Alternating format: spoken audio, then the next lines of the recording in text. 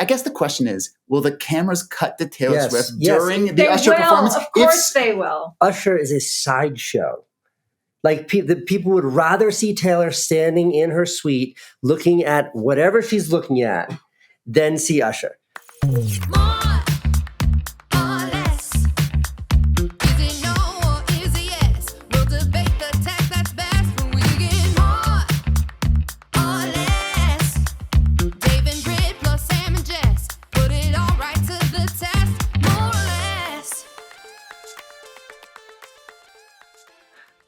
Hi, Morans.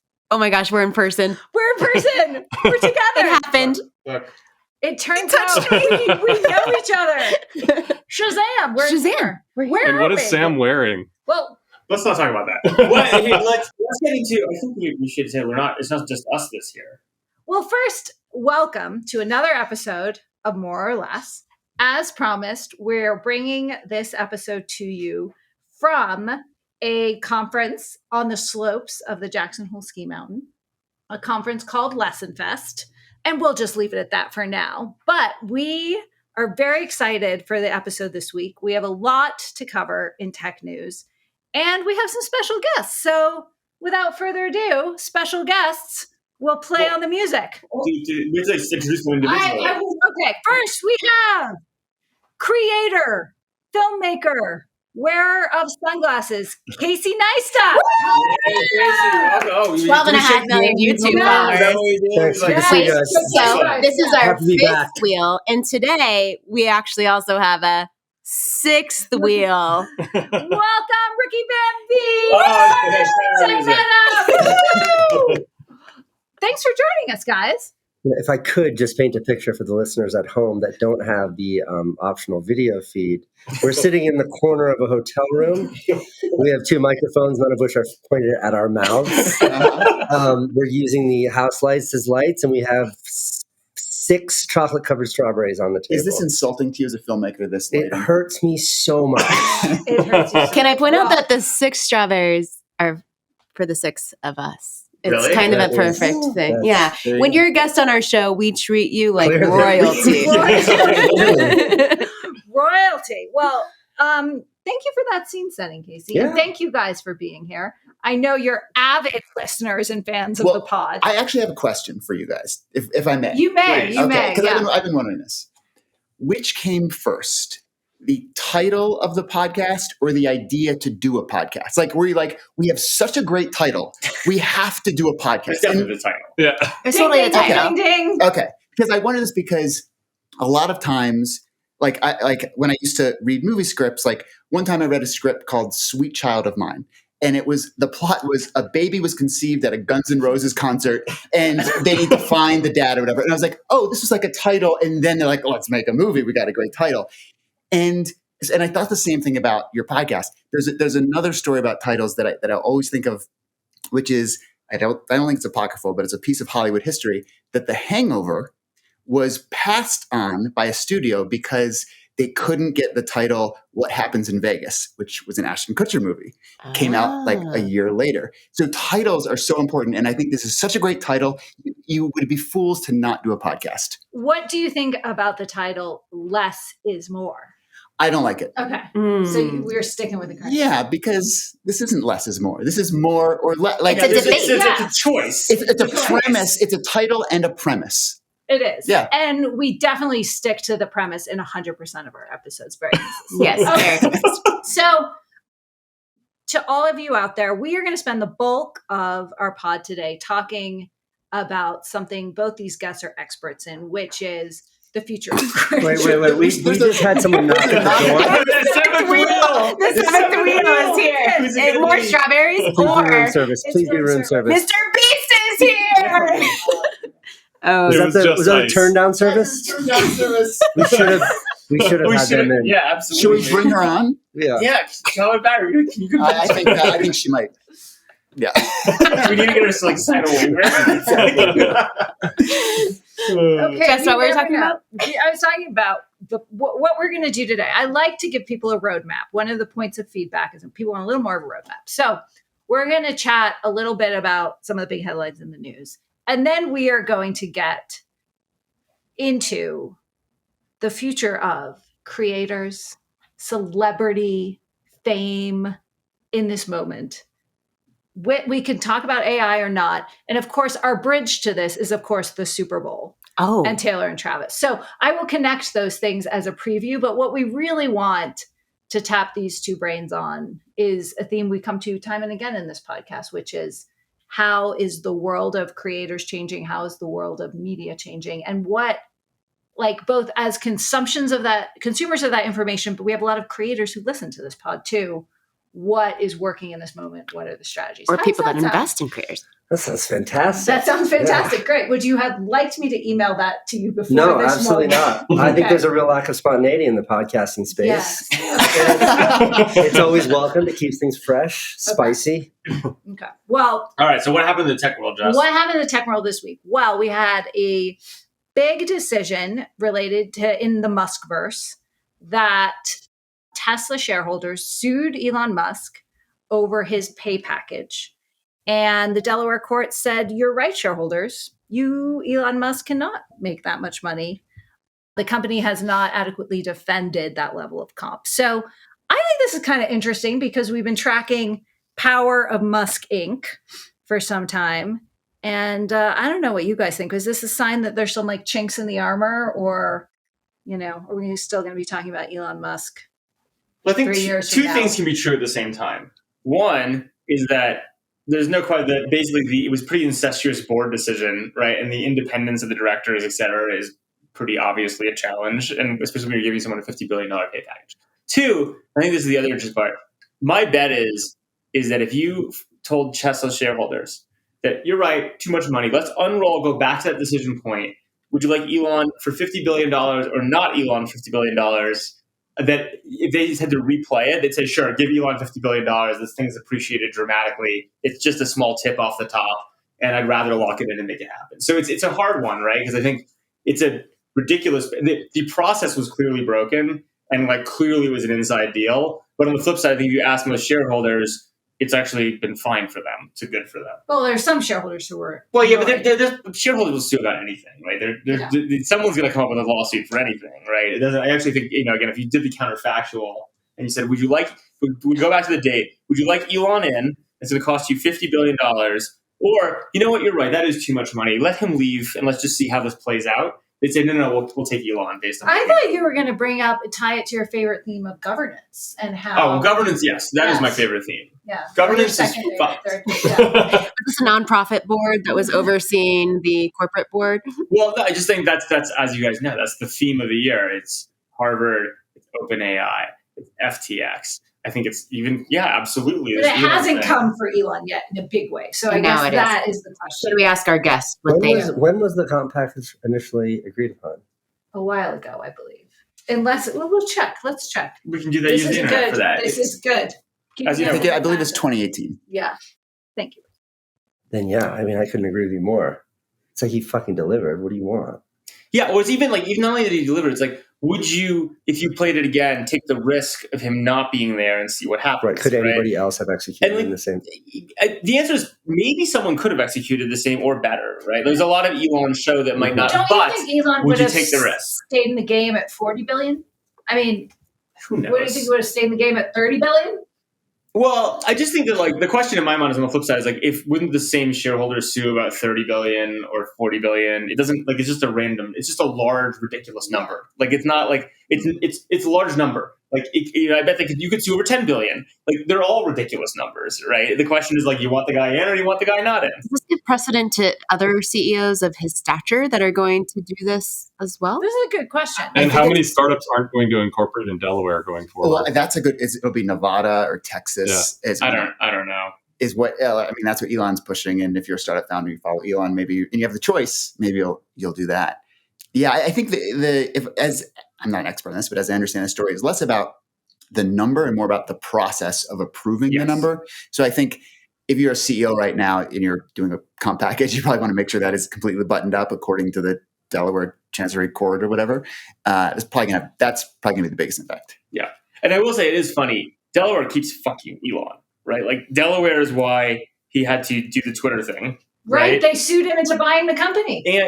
But on the flip side, it's because Delaware is the most robust corporate governance. Like that's like the whole point of Delaware, right? So like it is, on one hand, it's kind of funny that the state of Delaware keeps fucking Elon.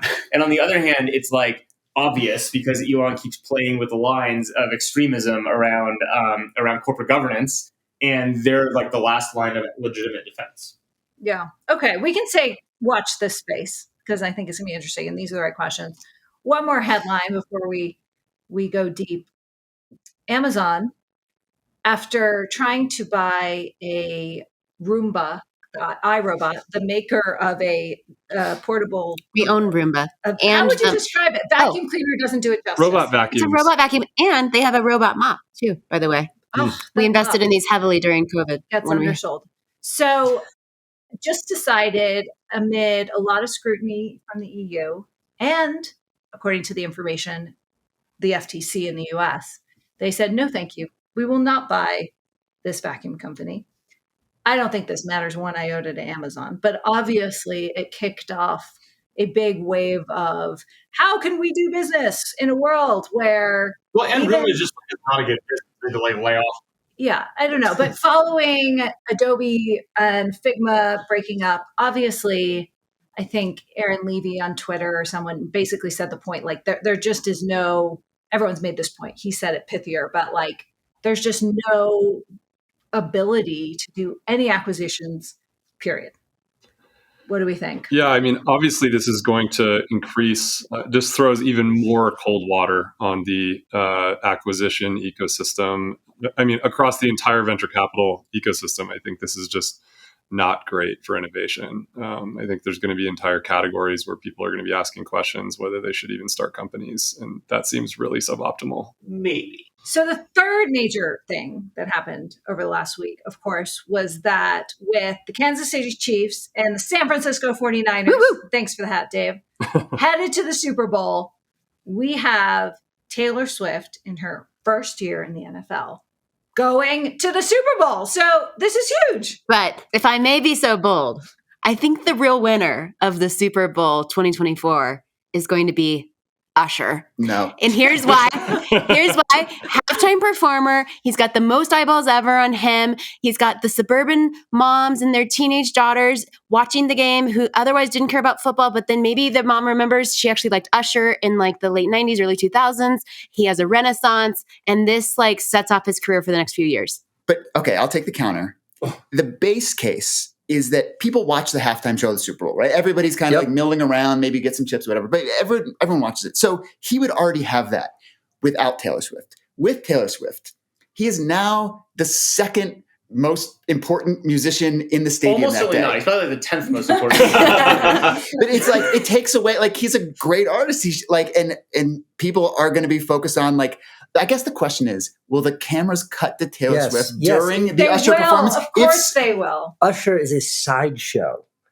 Like the people would rather see Taylor standing in her suite looking at whatever she's looking at than see Usher. Like while Usher is performing, people will be like, please cut to Taylor. Please cut to Taylor. And if they cut to her and she's on Instagram, it's just not a great look. What if they do a deal and she does a little impromptu appearance? Yeah, if she shows up on stage with Usher. No chance. No way. Of course she'd never do that. I'm just I'm spitballing here.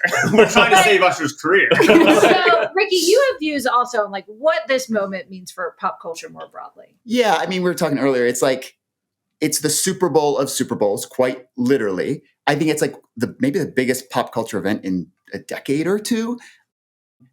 And I think Taylor Swift has achieved this like cultural escape velocity where she's so, and we all know how big she is. Like she's the biggest thing, but she's so big that the bigness is an attraction in itself, which makes her bigger. And she's basically a black hole. Like a black hole of pop culture. Yes. Yeah, good analogy, sir. Casey, what do you think? Like when you watch what's happening? I mean, I think that the spectacle of Taylor Swift is unlike anything I've ever seen in my life as someone who pays attention. And I was at the Bills game and I was in the suite next to her. And it was unbelievable. I think the most remarkable thing I saw was there were more signs in the audience that said Taylor or cutouts of Taylor Swift than there were for any other athlete or either team. Wow. Did they take seats and like unscrew them and flip them around for people? So people tried to So to get a little granular, Taylor had her security team obviously blocking the inside so you can get near and then on the outside it's these big glass windows. And then she had her security team, but the crowd got so big that it became the sheriff's department had to come and create sort of this crescent shape around it because there were that many spectators with their backs to the game just looking at her, looking at the game. This is kind of crazy. It was wild. I think it's and it was freezing too, right? There's this joke in the San Francisco 49ers stadium about like there's this like special suite that's really expensive that's always empty, and it's like an embarrassment that like in the 50-yard line, like the seats in the best games are always empty because like really rich people who don't actually show up. It's like the only thing worse for like morale than having a bunch of empty seats in the middle is like if people are actually like at the game and looking into the stands. Right. So I have there's like logistics questions, like how is this, not that you guys are experts in security and but like, how do we think this will play out? Is they're going to have to like carve off a piece of the... I mean, I think the Super Bowl is so used to having every famous person. I don't think that's the issue. Okay. I think they're used to that. The issue is like how much TV time do they give her? Right. And that is negotiated ahead of time. There's no way there's an operator in the control room being like, and camera 3, and to Taylor, 3, 2, back to the game. Like, there's no way. Is that really pre-negotiated by who? Like, her Taylor's team is like... No. I bet she's not involved. No. I bet it's the producers of the game. They're like, how much of her do we want to show? I saw somebody did an analysis, and of the 5 hours of football in the playoffs, they only showed Taylor for 109 seconds or something like that. Yeah. Which is, given the scale of how strong everybody's reacted to this. It's Can just you so bet on like how many seconds of airtime she gets? Like, this seems like a real opportunity. What's the over under? That's like or like how many times like you're going to be cut to her 3 times in the third quarter, right? I guarantee you. There's got to be a market. I bet the Swifties have a poll. I'm going to find it, and I'll send it. We'll put it in the show notes. I think if you really want to make the biggest thing not a ever, poll. I meant the gamble website. on. Sorry, I meant the website where you can gem on this, either for money or not for money. What does it mean for football? Like, if we think of her as just the ultimate influencer here, we're among influencers. Like, Well, what does this our mean? friend Charles Porch was making the point that it's made football more international for the time being, at least. I think that's one effect. I went to that Buffalo game with a prominent businessman, and it was me and a handful of professional NFL players. And that question came up in the car as we were waiting because we had to stop driving to the stadium because Taylor's motorcade was going by. She has a motorcade? Police motorcade, the whole thing. And the players, the 3 that I was with, they hate it. They hate it. They're diluting the sport. They're distracting from the sport. We're in this for the athleticism, for the sport itself, the competition, and she brings none of that. And the businessman who was in the car, he was like, it is the most brilliant, amazing. How can you possibly bring an entirely new demographic to a sport and do it overnight? And this Taylor Swift has done that. Could not agree more. I think that it's probably arguable that since the brain injury problem that really diminished the NFL's brand, I think no single action has brought a larger new audience into the NFL, maybe in NFL history. I mean, so from the business case, like you just can't be down on it. But what's in it for Taylor? Because like she's potentially adding billions of dollars to the NFL. This conversation, more or less, she wanted to get us to talk about more. I mean, literally the first time ever we talked about Taylor Swift. Our friendship bracelet. Like I people try to ascribe all these dark mode, and I don't think it's that. I'm not saying it's dark. No. But if I go to the NFL, I'm like, hey, I'm going to make you a few $billion. No, I think it's all positive upside for her in ways we can't imagine, but I don't think it's intentional on her part. And I don't want to imply that, but it is. I don't think she's doing it for that reason, but if you can be as an individual, you can change the NFL. Like it's a shield. That is an immovable object. The NFL is this monster, this fucking untouchable monolith. And this girl comes in and completely changes it in one season. I just like the idea of her going in and being like, I drink your milkshake. And everything's some final move. She's like, now the NFL is mine. Okay, well, let's zoom out. We can always come back to Taylor, but let's zoom out too. Everything always comes back to Taylor. Admit that. But okay, does this say something broader about influencers, celebrity in this moment? One of the questions I have is we are seeing the mega star, which is kind of like the opposite of a long tail of influencers, which we thought the internet was going to create and enable.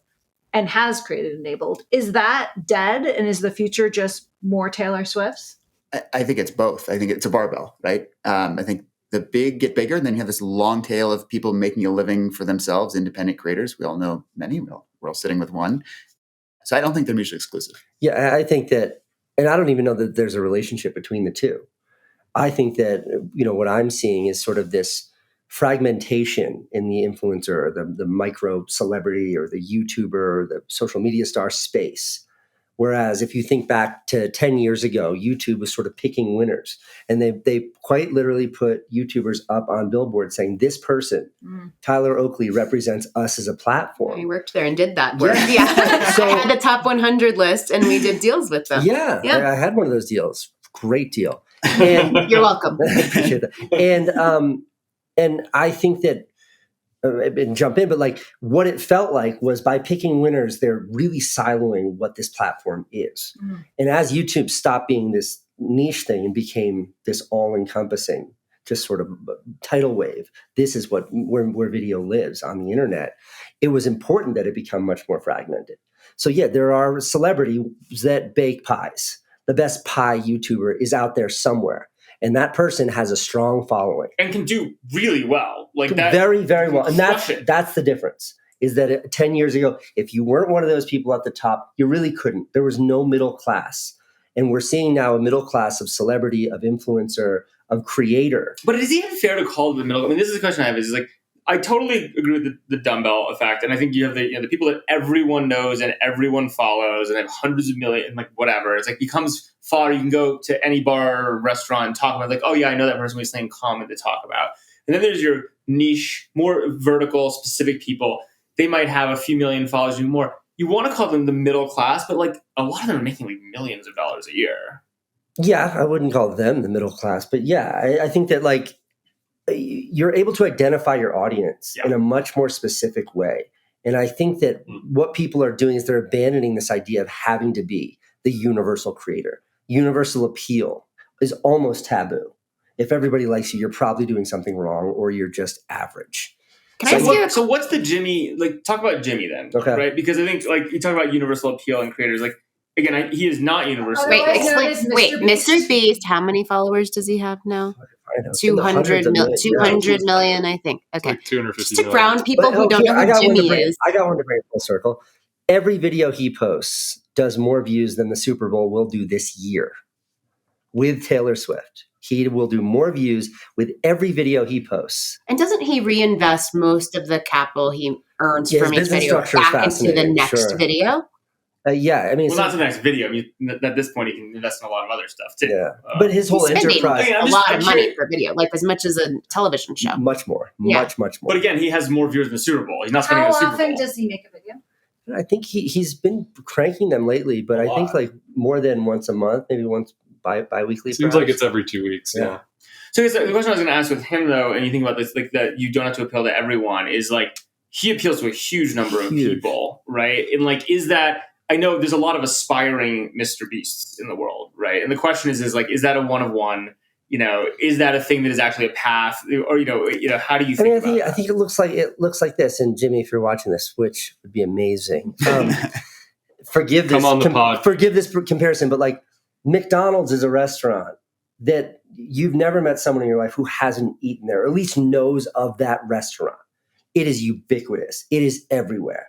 Like I go and my kids get that and I get like a fucking milkshake. It has something for everyone and it's everywhere. And there's still plenty of room for all of those other sort of franchisee restaurants that are also huge underneath that. And I think like that's what he's achieved is he is that broad. But it sounds like you're saying that's a bit of the older model.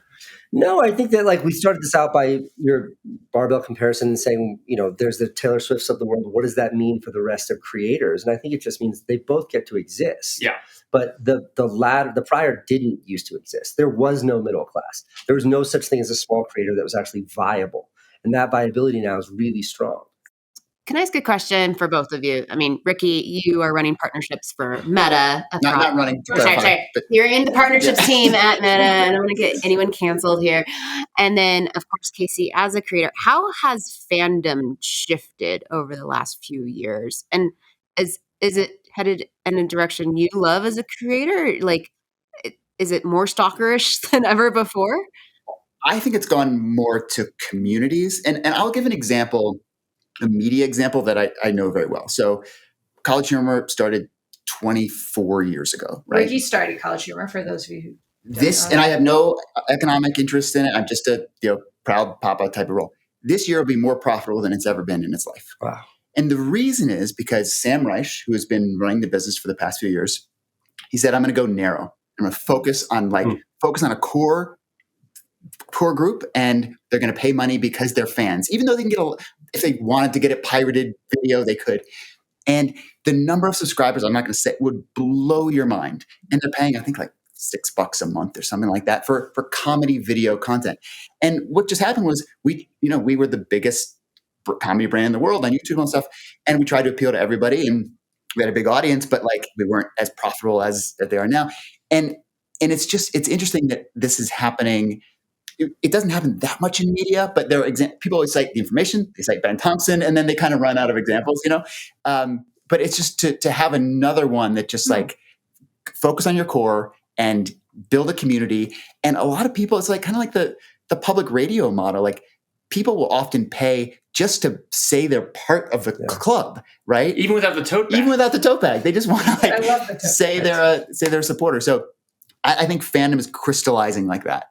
Yeah, I would absolutely further that. I think a great example for me, one that's very close to home, is my older brother, who's 7 years, so he's 50, and he is one of the most brilliant artists I've ever experienced. But he's he is a very intellectual, very smart.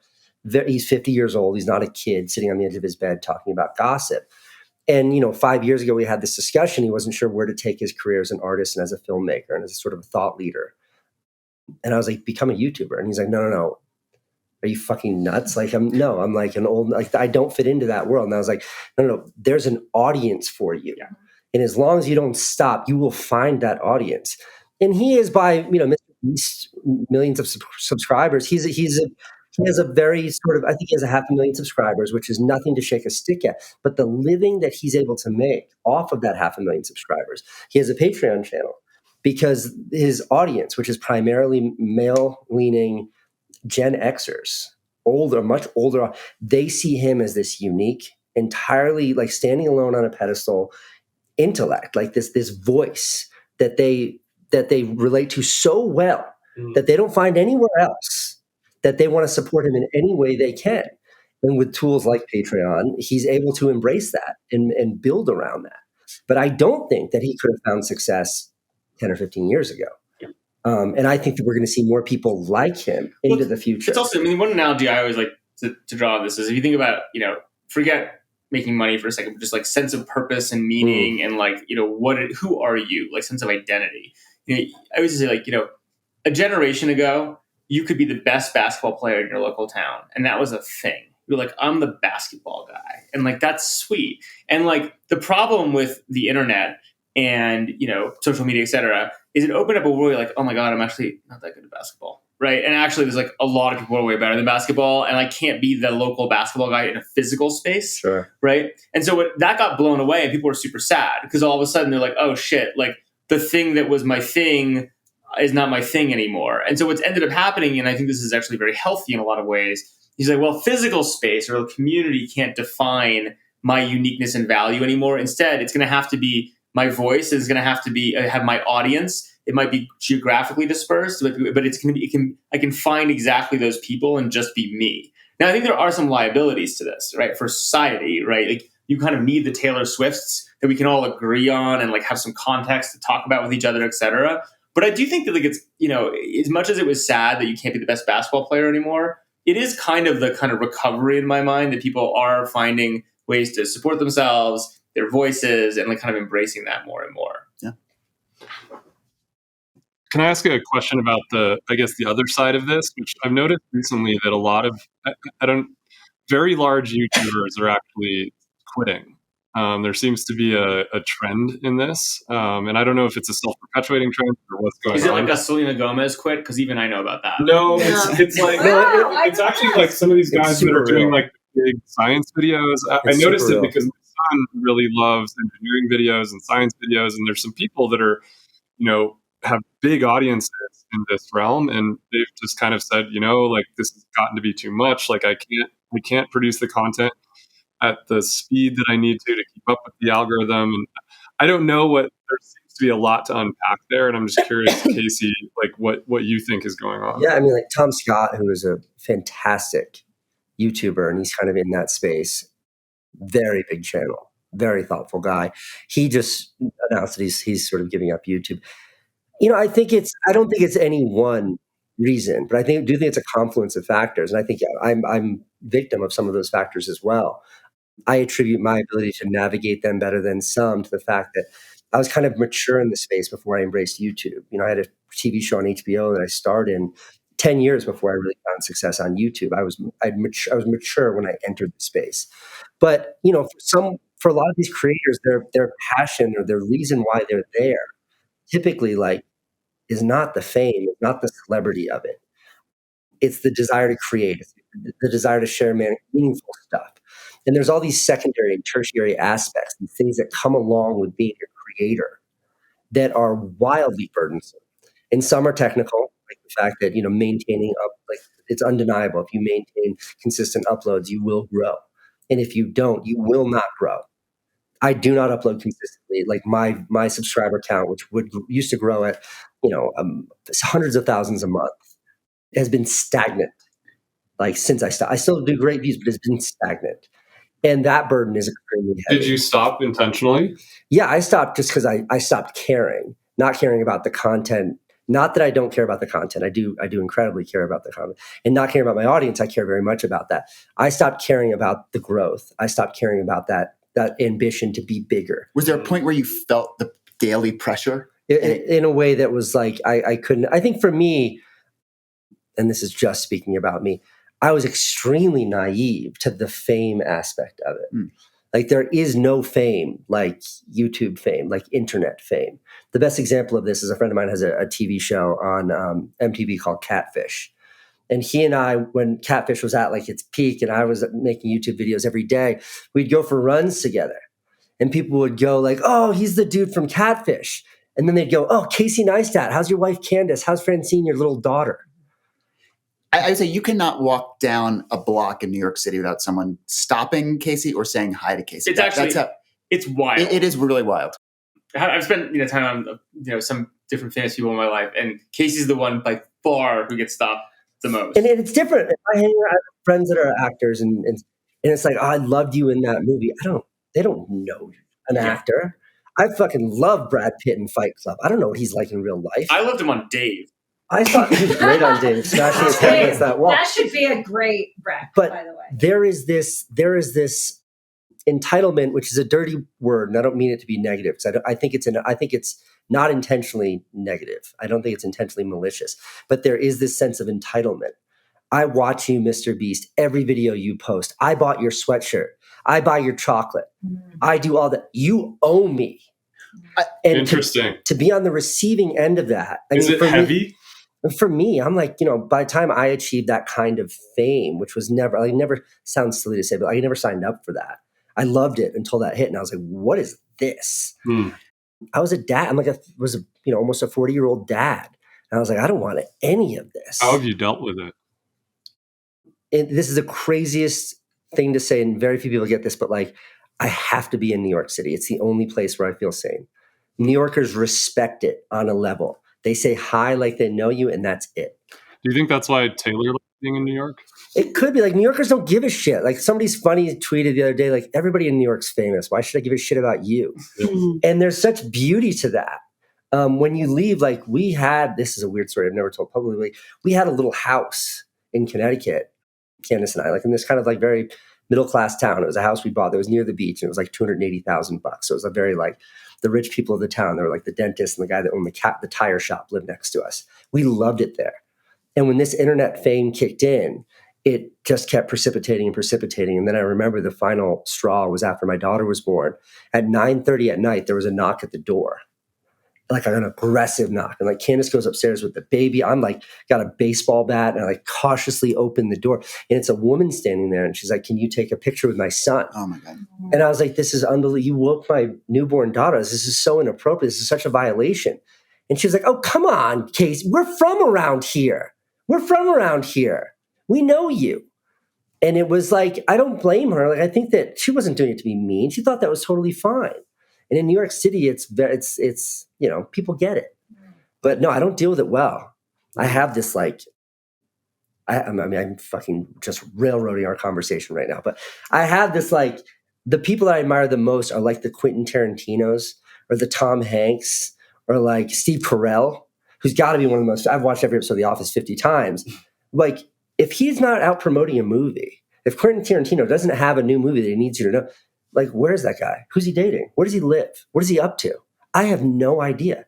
And that is such an amazing thing that they can do their craft, which necessitates them being public figures without having to step into that murky world of fame and gossip. I think one thing, we talk about parasocial relationships, and I feel like they exist with YouTube for sure. But I have to imagine podcasters have that to a degree that more so than other forms of entertainers, because you are in people's ears, you are with them in their home as you're with them in their car. You are, it's like you're in the movie Her, and I'd be curious if like already or as your podcast gets bigger, if people start having conversations with you as if you already know them. But actually, it's funny. At the current scale, it's actually really cool. I think is the dynamic because right now, like in I think the Silicon Valley world, especially of people that are like 2 degrees removed, or people who have met them once or something. It seems like a lot of people are listening to it, and so you'll see someone like, I thought of you because I was listening to your podcast and I wanted to like pitch you this deal, or like, hey, like we have a friend Adrian who every time he sees me, he's like, Sam, I listen to every single episode, I love it. You're so wrong about everything, and I'm biking. I'm always biking and listening to you. I get so angry because I'm like, oh, I have to tell Sam he's wrong about this, and then I finish my bike and I forget you were wrong about. Right? Like, it's actually great right now for that kind of relationship because it is kind of this extension with a lot of people you love, but you don't get to talk to all the time. But if they want to listen, it's there for them, and you kind of it actually creates moments. But I can imagine that that's because of the way this works right now, and maybe it won't always work that way. I'm curious about people like Joe Rogan, love him or hate him. His numbers are 50 million. It's in the tens of millions. He's thousands of episodes, and his episodes are 3 hours long. Yeah. So if you have that in your ear, 3 hours a day for 10 years, it's not that you think you know him. You very literally know him. You know his mannerisms, his inflections. You know how he thinks, how he laughs. You know everything about this guy who doesn't know you exist. So when he enters the real world, whether that's coming to Jackson Hole to ski, or walking down the street in Austin, Texas, or wherever, whatever he's doing, that is what he's surrounded. Like, how do you maintain sanity with that lopsided of a relationship with all of humanity? Our brains are not. If you think about evolution, right? We would never meet, or we would never not meet someone that we knew about, right? Like we all kind of live in the same villages. And so biologically, when people, you'll see it when people go up to a famous people, they short circuit. When people go up to like a famous person like Casey, like it's kind of like they don't know what to do. And I bet that you have techniques that you've developed to help them get through that short circuiting. Oh, I'm so good at it. I'm so good What at do you it. do? I tried to once quantify how much of my life I've taken back with this one simple trick. Oh, I think I know what you're going to say. I watched you do this. Yeah, this is a great story. Yeah. Okay, all anybody wants is the selfie. Number one, don't ever wait for them to ask. The minute they're approaching, give me your phone with a smile. And then like they're diffused and they're ready to go. And then number two, I always take the picture. Like there's no one on earth that's taking more selfies than me. Like, or I'm up there. You know what I mean? Like, I tell you, there's no chance. She took selfies at her movie premiere. Okay, good for her. Like, I take fucking selfies on the gondola today. Like, so no matter what phone you give me, no matter what year Android it is, no matter what phone, I can get it to the selfie camera from a lock screen without knowing your password. Faster than you can figure out what you're doing there. And I take the picture and it's back in their hand. And then they're like, there's nothing else I want from you right now. Mhm. And then they walk away. And it's a very equitable transaction. They got something, they're psyched. Yeah, he's really nice. We took a selfie. What did you guys talk about? And they're like, actually, we didn't really. It was like a blur. So like that's like something that is like it's a little bit of like reclaiming. We should ask you about like Android market share in various places based on. I know. Yeah. My favorite is like these, and this is why like I'm obsessed with this topic. But like these really young kids, like 15 to 17-year-olds in New York, they come up with flip phones. Oh, really? Interesting. Yeah, I've heard about this. And I don't know how to Which use kind of flip phone? Yeah. Like go to Verizon and they have an area in the store for really old people with like 4 phones. I love it. I've tried This this. is great I news. want to know what Casey does when confronted with a flip phone. Well, first of all, I immediately like the person. I want to know them. And I want them in my life in some capacity. And I have the whole conversation. Are you on social media? It's like, I have an account. And it's like, how often do you check Instagram? It's like, I don't know. And it's like, I think it's private. And like, they have just no interest in it. And the way they look at us, like we're older millennials, but millennials is like, why would you want to put it all out there? And for me, it's like, there's something in that. Because I'm of the generation which is like, you put everything out there. Like there's nothing more treasured than the validation of a double click on your picture. And these kids have rejected it wholesale. Like they're going to show that like 1/3 of 1 megapixel flip phone photo of me. And they're going to show it to like 6 people. And they're going to show it to my young, like, check that out. Yeah. Like that one, the power to send you. What's interesting about that statement is that they still know YouTube. Yeah. Well, I mean, this is a different. We have computers, Dave. Yeah, different decision. Yeah. No, I just don't have computers. We have computers and a flip phone. And also Casey's fame goes beyond YouTube. But you guys, we all have little kids. Like my kids don't differentiate what source the content's coming from. Yeah, true. To them, there's no distinction between Disney Plus, YouTube, and Netflix. There's no between TV, like on a screen is in their hand. Like to them, it's just content. It's all the same. It's just this rectangle, and it delivers me content. And I think that's true for kind of anyone younger than us. What about TikTok? Both like in terms of trends, and we'll give Sam his 30-second talking point. Every episode. I agree with every word you say on TikTok, Sam. I'm sorry, Jessica. Or as a platform for you as a creator, is it important? Do you use it? I don't really use it. I consume it like a junkie. It's incredible. It does like really destroys your brain in a way that is palpable. I think that what they've done that no one talks about is they've created the single greatest video creation tool set that anyone's ever done. The sorts of tools that I was telling YouTube you need to build for years. The sorts of tools that like Instagram's trying to catch up with and is still eons behind.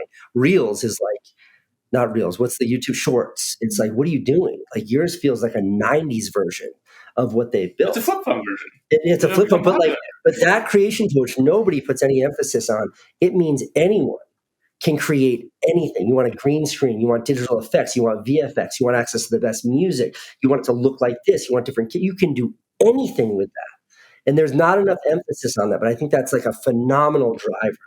It lets people express themselves creatively without the burden of having to know how to operate the tools that typically stood in the way. That's the only part of TikTok that I like to talk about and that I praise. Because my beef with TikTok, I think, can probably be summed up as I don't think it's a platform for creativity. I think it's a platform for sensationalism, all the way through and through. The entire way you consume it, the way you interact with it, it has to be sensational to catch your eye, or you go straight past it. Got it. And I'll just make my plug, which is all that aside, it's a huge national security risk. I agree. It's Chinese spyware and it should go away immediately. And what about AI for both of you? So, I mean, maybe Casey, as a filmmaker and creator, how do you think about AI as creating a shit ton of potentially competitive content, and then also as a tool for you? As a tool for me, and this is not like a neo-Luddite perspective, I think it's not.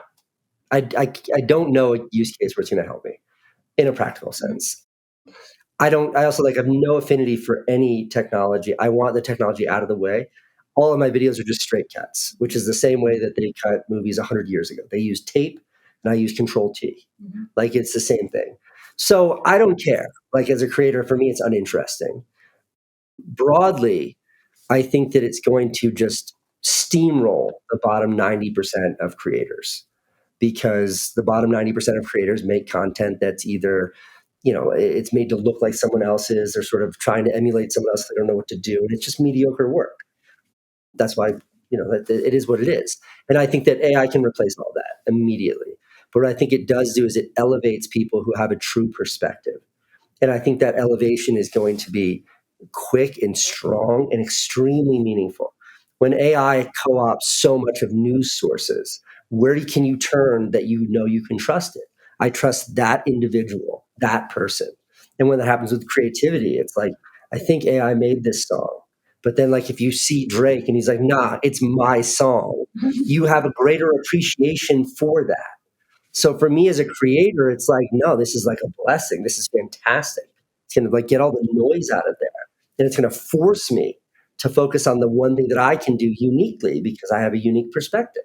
Just like, every, musician or filmmaker or photographer who has a unique perspective, they will be valued more because everything else is going to turn to mush. And Ricky, if you were like starting College Humor today with AI as it exists, would you do anything differently? I'd probably use it as a tool. And, being in the partnerships org, like we think about how to empower creators with AI. So, an example, my colleague, the wonderful Eva Chen, who's a big fashion person and a great person, she gets asked the same question 10 times a day, which is like, which Apple Watch band do you have? Right? Because everyone sees it and they want to know. And like, she doesn't have time to respond to everybody. And you would leave some fans hanging and they want the question answered, it's not answered. But like with AI, like you can solve that problem. And the viewer can get their question answered. Eva can gain maybe another fan or viewer, and it's a win-win. And of course the viewer knows that it's an AI that's responding because Eva is. So those type of things that we look at and think like, what are the pain points for creators now, and how does AI solve those, rather than some like wholesale reimagining of the entire ecosystem, that sort of thing. Yeah, it's interesting because I think the toolie type stuff, like the totally like I know it's not real, just transactional. The FAQ of Eva Chen, right, makes total sense, right? And like, fine, you make it a little bit better. I think there is value in that. The funny thing to me about what Casey's saying is like, it just feels to me like in every step, it is a flood the zone thing, which just washes away values. Like take special effects. Star Wars, unbelievable, right? Like it's like an amazing moment of like, now it's like we're all just like completely desensitized to it. It's irrelevant. Like no one even cares. It's like, yes, it's like more AI stuff, right? I mean, like, more FVFX. I think it's the same thing with like, interestingly, with one-on-one chat conversations is, if you think about it, like right now, I just went through an experience with this when I was, working on the Harvard Overseer stuff that I've been working on, where it's like the unbelievable power of personal outreach, right? It's unbelievable powerful because it's expensive. Because like, oh my God, you actually did the outreach. Like that is a huge engine. The second is like, I think this is fake, right? Then like you just wash that all out. Everyone's like, it's just more like personalized stuff, like whatever. And so like, I do think it's an interesting thing of just like washing out spots of value, and then where that kind of reoccurs, assuming that AI, the same thing with like, we can't trust images. The VFX I'm totally desensitized to. I'm going to get desensitized to one-on-one conversations. It's all just stuff, right? But what about when AI gets so good that you can't tell? Well, then the problem becomes, actually, the biggest problem becomes that when you actually do want to invest and have that conversation, you can't, the proof of humanness becomes impossible. But right? What if it's one to many? So if like, I told you guys I've been playing with this new thing called HeyGen, which has raised a lot of venture capital funding. And I made an AI avatar of me, talking like me, inflections like me, all of the things. It's not perfect yet, but it's like 60% there. It's going to get closer. And if I want to do like a one-to-many, just like demo video of something that I'm showing how to do, or like explaining how to start a business to a group of female founders, like, would they know? I think at scale, it will completely devalue your ability to do that with value, because you'll just be like, it's just more AI Britty stuff. Now but they wouldn't know it's AI Britty stuff. But they will actually oversample, because once you realize it's possible, you're just going to just assume that it's all fake. right? And I think that'll create this really weird dynamic where the authenticity, the real, maybe it becomes in person. Maybe the flip phone kids are like, no, I want to hang out with Brit in person. Because like, I get that it's just, even when you're like actually being authentic and telling a story and investing in this, if it looks too real, you're just like, To Ricky's point, like sometimes they just want answers on how to do Well, that's something what I'm and they want to talk And in then FAQ just say, version. here's my FAQ. The Like, transactional version I'm totally down with. It's like, what is this? What? Fine. Like, like I need a specific answer. I think it's more like right now we use our investment and our personalities and like who we are. Like, when you say like, I'm going to have a meeting with someone, I'm going to call you. That's actually like you putting chips on the table. Like that's a personal investment. And then people are like, oh, because you invested, I'll invest with you. And there's a dynamic there. The second, like, I'm not actually putting chips on the table. It's just like free stuff, right? Because it's AI based. I think it creates this weird thing where like the problem might be that it works for a little while and then everyone just becomes like like VFX or just blind to it. I don't know. This is a good Sam Brit debate. I like it. So virtual Brit, but like not 100% virtual Brit, but supplementing AI Brit with real Brit. I think a lot of creators are going to do this. I don't know. What do you guys think? I mean, I think sure. I think you nailed it when you said in a transactional capacity, but I think the totality of it is going to be nearly impossible for this generation to overcome. So you said it's not 100% you, but it's 60% you. So maybe in 2 years, they'll get it to be like 80% you. And then they'll get it to 90%, then 95%, then 97%. They're never going to close that gap. And a good example of that is YouTube and YouTubers. Like our bullshit censors have gotten so refined because 90% of 99%, they're full of shit. I'm watching them talk about how much they fucking love their job or how much they like this or how much they enjoy like whatever thing they're promoting. I can see the bullshit. Through the screen, I can see the bullshit. And as to Sam's point, like if you flood it, our bullshit sensors just become more and more refined. And like now in the real world, largely because of going back to like this celebrity and fame, my own bullshit sensor for people is so refined that my personality has changed in the last 5 years. I've gone from being a gregarious, open person. I am so skeptical of everyone because I can tell as you're approaching me that you're full of shit. And I might be wrong. You've been oversampled. I've definitely oversampled. But like I've become so refined at that because I've had so many faces in my face. I've had so many of these interactions, way more than any human should ever have, that my bullshit sensor is so refined. And I think ultimately we put such value on true human-to-human interactions that we're just going to get better at. Well, and the cynical version, which I think does relate back to this TikTok thing, is the pure dopamine. It doesn't matter, right? So if you just the pure dopamine hit feed, right? Like it's just that's sensational. It's TikTok. You're like, I don't even care if it's real or not. It's just fucking funny. Fine, right? But then that really pulls apart those two. Look, you do really interesting things for the porn space. We've already talked about that. I'm just going to leave. I think that educational content, great example, cooking videos, great example, like DIY video, that can be AI and people won't care because they want I want to see how they baked the pie. I don't fucking care if she's AI or not. Totally. Like, but you also don't even care. Like, but that's a big portion of what's on YouTube and what's on Instagram and what's on TikTok. Yeah, and so I do think like a lot of those creators, will. Well, I don't know if they'll be wiped out or they are supplementing with AI to grow their following in their channels in other ways, right? Yeah, or it's like there's so many chefs out there. Why do we like Gordon Ramsay? Like, what is it about? I don't know that he's a better cook than he's never cooked for me, but I watch all of his shows. They're great. Why? He represents like a kind of humanity that I subscribe to. Him, that guy, not because of, I think an interesting thing too is what's the like FaceTime called on the new Apple ski goggles? The Vision Pro. I think that's what it's called. So everybody, and like everybody's shitting on it. And I saw somebody took a really interesting take because they create this uncanny cartoon version of yourself, and then that's what they will report. Like they'll send that to Zoom, being like, "This is our video feed," and it's not. It's this fake version of you. And I would rather have like Sam in his car with his phone right here, where I see half of his face and he's driving. I'd rather have that than this perfect cartoon fake version of him. That's not Sam. There's also no information. It's like there's information destroying. That's exactly right. It's like I think what it comes down to is like it's when you abstract all this stuff and it all starts looking the same, right? It becomes this war of attrition where like there's no information in any of it, right? Which is why I'd much the more raw. So I think to your flip phone point, I really think that it might be even beyond like the cool kids. I think there's this thing where obviously the world will be flooded with the content. Obviously there's some transactional value to it. I'm not saying, but I could totally imagine this like steampunk future, right? Where everyone's just like, like fuck it, like we're gonna like, read paper newspapers and whatever. Most of the when I do, you might be able to sell some paper.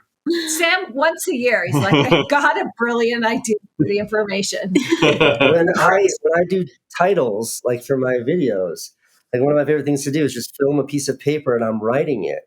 Because like anyone can take a font face. Anyone can click a button in any app and have it animate. And it means nothing to anyone. Think about the success of like Dude with Sign, right? Yeah, exactly. You just put forth the effort to write it on a piece of cardboard and hold it up.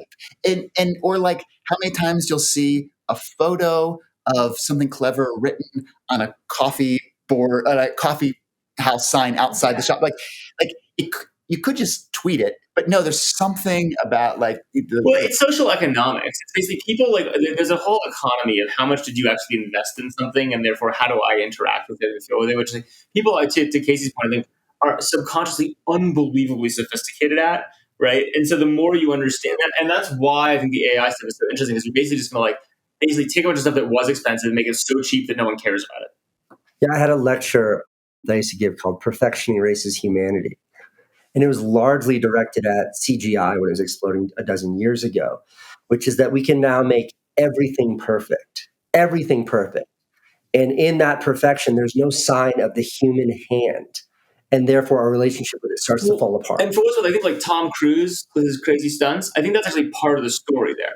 He's like, the whole story is always Tom Cruise does all these crazy fucking stunts and learns all this stuff to do. And you know what? That does make the movies more compelling, because then you watch like Aquaman and it's just like overwhelming bullshit, right? No, embrace the limitations of the real world. Like the behind the scenes 3-minute video of him launching that motorcycle off that so good. Was infinitely superior than to the final shot in the movie where they painted out the ramp and they made it was CGI. I didn't believe it. I didn't trust it. I had nothing invested in that. When I watched that 3-minute trailer, I was like, holy shit, Tom Cruise is a madman, and I love every second of it. Yeah, absolutely. Okay, we got to slowly we got to bring things to a close. Now, let's end with a pop culture corner. We've kind of all been pop culture corner PCC. here, but a PCC. Yeah. Brett, you've got 2 lieutenants here. So I think every PCC, we try to just plant a nugget, some recommendations, something you are intrigued by, something you think the audience should be paying attention to. Am I asking them for their PCC? No, you're all. We're asking you all. I think I'm just being excluded. Yeah. Sam is never part of the PCC. You are welcome to participate. I learned about a water bottle, but I don't remember what I'm supposed to say about it. Okay, well, the Grammys are happening this weekend, and this episode will be released by then. So I would like to know if there are any hot takes or predictions on what's going to happen at the Grammys. Taylor is performing, by the way. I have no... Are you talking to us? I thought you were going to give us a hot take on pop culture. Does anyone watch the Grammys? Everyone's so focused on the Super Bowl. All right. The Grammys is I'll give you softer ball. I agree with Sam. When I saw she was performing, I was like, oh, it's like kind of below. It's kind of dépassé. Yeah, absolutely. All right, softball. Niners versus Chiefs. Who wins? Do you watch football? Yes, I don't. I do. Or are you watching Taylor? So I think like you want like the storybook ending, and that is the Chiefs winning. Yeah, Chiefs by 6. Never. By 6. Okay. Because I mean, think about it this way: like any couple that's been together a few months, the chance of them breaking up in the next 2 weeks is like, I don't know, 5%. There's a 0% chance that this couple breaks up. Like, so like, it's almost like destined to end that way. Well, I think it also goes beyond the Taylor thing. It's like the Mahomes, Kelsey thing. Are you turning up Purdy? What are you doing? Well, the Mahomes Kelsey thing is a really amazing story, right? Like we haven't seen something like this maybe since Montana Rice. Like it's a really amazing story. I think everybody wants it to have the storybook ending. Purdy's new. I think it's a great Cinderella story. It would be awesome if Purdy won, but he's also got a lot of years ahead of him, right? I'm definitely a 49ers fan, Getting nervous. but I do think that the sort of Mahomes Kelsey story, it seems like Kelsey might retire pretty soon. It could be the last hurrah. I do love that I literally just had a moment where I understood about a third of the words. Sam, this segment is for you, actually. It's not even for the audience. It's just for you. And it's more meaningful because it's not an AI teaching me about pop culture.